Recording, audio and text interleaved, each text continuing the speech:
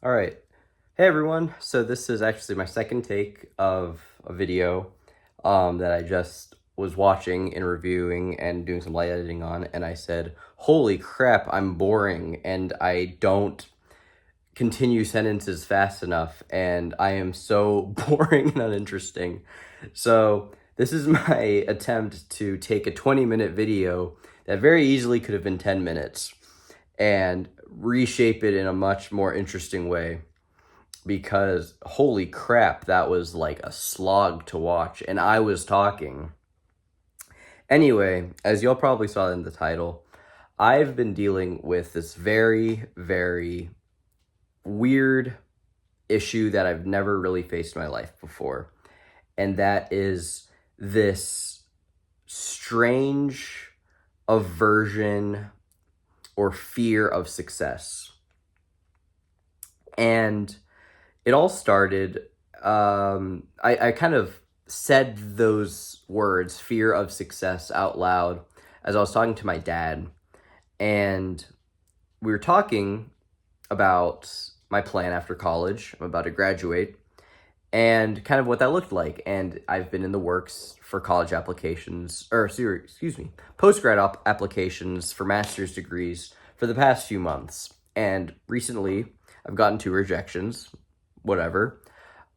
But with that, I was talking about, or he asked me what my plan was if these last 3 applications came back as rejections, which is very well in the realm of possibility. And I told him, well, I'm not really that stressed out about it.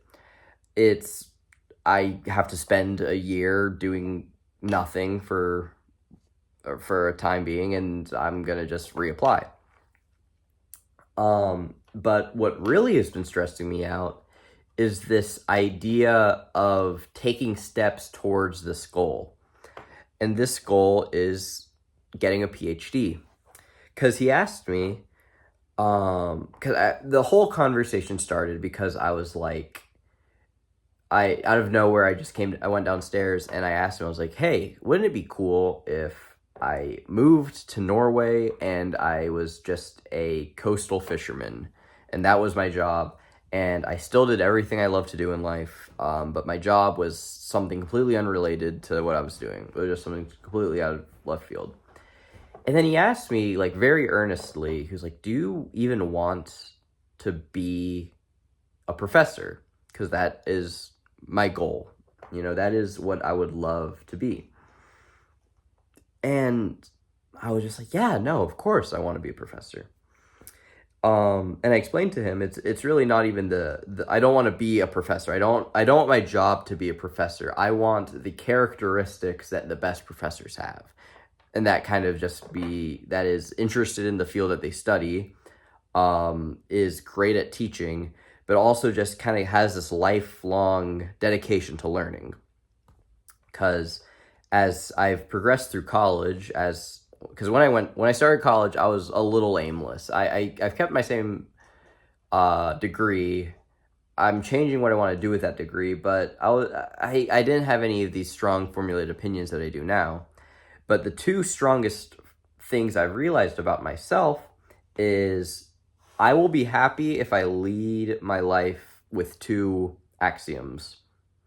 One, I don't stop learning. I want to keep learning for the rest of my life. And 2, I want to never stop being creative.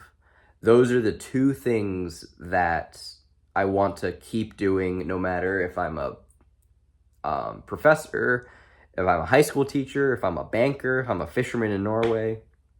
Those are the 2 things I want to keep doing no matter what. And ultimately, I can, that is all within my own power and control. So, let me regulate myself real quick. Okay, so that's kind of what I told him. I was like, I don't want to be a professor just to have the job title as professor. I want to exhibit these characteristics that the best professors I've seen exhibit. So I clearly have a goal in my life for this.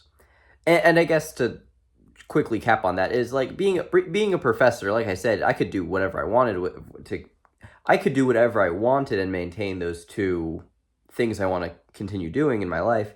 Being a professor is just the job that fits that best. I got this weird shape of a goal in life, and this is the best professor shaped baking sheet tin I got, to fit that idea. So my goal is to be a professor. That's the goal I have. I clearly know why I want to be a professor. It's to keep exhibiting these characteristics I want to keep doing. I know the obstacles in my path. I need to get a master's degree. And then I need to get a PhD. And then I know what I love. I know what I'm passionate about. I know the areas that I wish to study almost too well. There's so many things I want to study that it seems kind of daunting, but that's the joy of life. You got 60 to 100 years on this planet. Use that time well and learn the stuff you want to learn. So everything seems pretty well placed for me to actualize this desire of grad school, getting a PhD, becoming a professor. Now, of course, there's all the outside stuff. There's the fact that the PhD to job opening ratio is awful. It is stupidly difficult to land a job after you get a PhD. But that's stuff that will change. The job market changes all the time. And that's not something I'm really worried about. It's really just the process itself that I find intimidating. But more than that, anytime someone asks me what I want to do after I graduate, I say, "Oh, I'm getting a master's." That's what I tell them. I don't say, "Oh, I want to be a professor," because in my mind that feels so.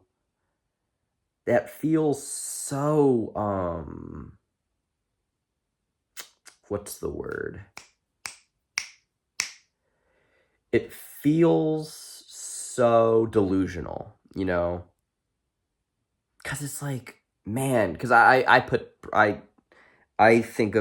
the world of my professors. I think they're so smart, and I've had a few bum professors who really I didn't care much for, but that doesn't really take away from their achievements either. They still got a PhD, which is a very difficult thing to do. I don't have to tell you all that. So I look at this group of people that I respect and admire so much, and I guess to myself I'm just saying, I could never be that. It's something I would like to be, but in my capping of my own potential, I'm like, oh, I could never be a professor. And I guess it's the same way, people who growing up, they're like, oh, I want to be an NBA player, or I want to be an NFL player. And then they get older, they're in high school and they're maybe not the best football player on the team, and they're like, oh, okay, how do I get noticed by scouts? How do I get into a good college? And then as time goes by, they kind of miss that opportunity to really pave the way for them to succeed in a collegiate football program and then subsequently into the NFL. The difference that I have, though, the advantage I have, is that there's really no time limit. I'm not on this biological clock of, well, after age 25, I can't go back to school. That's when people normally go back to school. I'm honestly in an advantageous position where I have the opportunity to go to grad school right out of my undergrad. Yet I feel like 2 years of grad school and then 4 to 6 years of a PhD program, in my mind, that one, that feels like an eternity, but two, it feels like I can't succeed in that. And I guess this is where the fear of success comes from, is because I'm not scared of failure. And in fact, I've fully accepted failure. I think I've horseshoed myself back to the starting position of failure, because with a fear of failure, you don't want to try. And then you go up here and then you reach the peak of the horseshoe, I guess, and then you're like, I'm going to succeed. You know, this is what I'm going to do. I don't care what obstacles are in my way. This is something I'm going to succeed in. And now I think I've overcorrected back down to this other side of the horseshoe. And now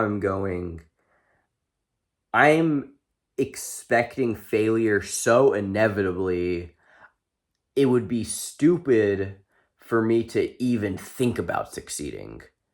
And I think I label it as a fear because I'm scared.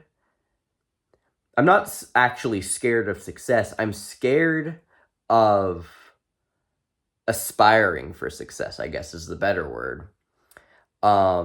Because obviously I'm not scared of success. You know, success is the one thing I want to happen. I'm scared to aspire for it because I'm setting myself up for disappointment inevitably. But that being the case, why would I disappoint myself? I'm trying, you know? This is something I want to do. I know the obstacles. I'm going to get knocked down, you know, I'm going to hit pitfalls, I'm going to hit dead ends, and that's true for anything I do. You know, I could quit this idea of being a professor and get a day job and I'll still have like little pitfalls and failures. You know, failure is not something that you can avoid. It's something that is inevitable, and it's like how you deal with it. That's the real thing to deal with. So I'm aware that failure will happen, and I'm not really even scared of it. I recognize that's going to happen. I guess it's just why am I sabotaging myself in questioning whether or not I'm capable of something I haven't even attempted yet? I'm trying to talk myself off this cliff that I want to jump off, which is very strange. And that's ultimately through this verbal articulation of this idea. That's kind of what I want to get at in this little video, is because I don't think I'm the only one who feels this way. And hopefully someone else can kind of elucidate maybe a similar idea. At the same time, I wish this video had a bit more of a conclusion. I wish I had more of a closing statement to make other than, why is this happening? This is very strange to me. This is the first time I've felt this way. I've never experienced really any sort of super awful failure in my life, you know? I struggled in high school. I struggled in middle school. I had to be tutored in like 4 or 5 different subjects throughout high school. But at the end of the day, I succeeded in high school, and I got pretty good marks, all things considered. Same thing in college, you know, sorry, my throat's getting a little dry. I struggled a lot in my core classes because that was a lot of subjects I wasn't as familiar with. But in my literature courses and my English classes, I did very well. And I think it marks the fact I love the things I'm learning about, you know? It could be kind of anything, and I was interested in it to some degree, literature-wise at least. Excuse me. But so that's kind of where I'm at right now. It's, why am I putting a cap on myself? And is that normal? I'm not too sure. And that's something I'm probably going to end up making some follow-up videos to this in some way, after I get more results back about grad school and a more actualized plan. Because as of right now, I could either be moving to North Carolina, Colorado, or Wyoming, or I could be staying here another year. So there's a lot of moving parts right now that I don't have a clear picture on, but that's just kind of what I've been feeling on the day-to-day, and I'm not sure if that's relatable. Part of me hopes it is, just so I'm not the only one, but part of me hopes it's not, because I don't want anyone else to be going through this. But I'm just curious if that's something that's resonant in people, this weird, maybe it's like a defense mechanism or a coping mechanism of just limiting yourself to the point of almost self-sabotage.